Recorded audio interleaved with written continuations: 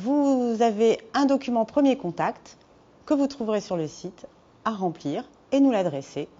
Puis, nous allons prendre connaissance de ce document et ensuite vous contacter pour un premier rendez-vous pour voir si effectivement nous faire connaissance, pour échanger sur votre projet. C'est important pour nous de vous rencontrer à ce moment-là.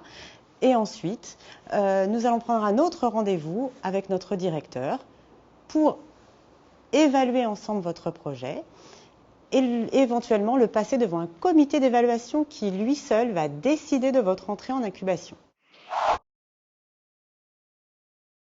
Nous avons préparé notre candidature de deux manières.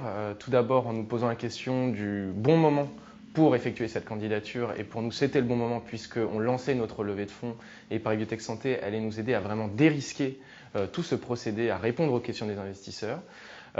Et deuxièmement, en effectuant d'autres candidatures à d'autres programmes type iLab, type Scientipol, et d'avoir vraiment un effet miroir entre ces candidatures pour améliorer chacune d'entre elles en fait.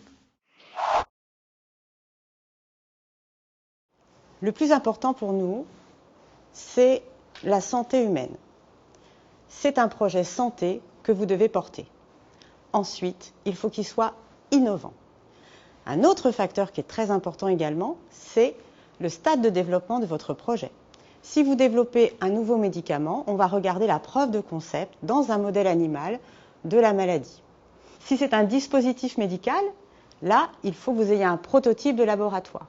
Nous accompagnons également des projets en e-santé et là, il est nécessaire pour nous que vous ayez testé votre plateforme, que vous ayez testé votre produit auprès de quelques utilisateurs. Nous avons insisté sur deux points dans notre candidature, au-delà des notions de potentiel marché, concurrence, etc., qui sont importantes mais qui interviennent dans un second temps.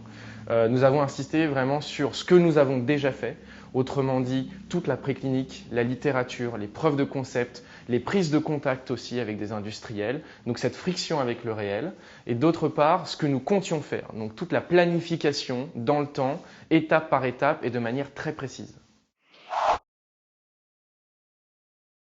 La principale difficulté, elle est vraiment dans la présentation de vos plans futurs.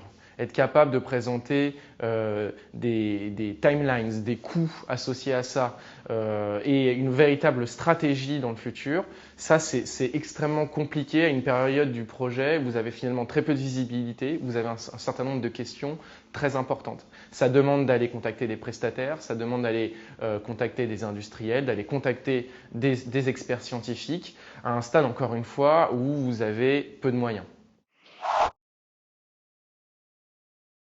Nous accompagnons des projets pour développer ces entreprises et pas pour financer un projet de recherche.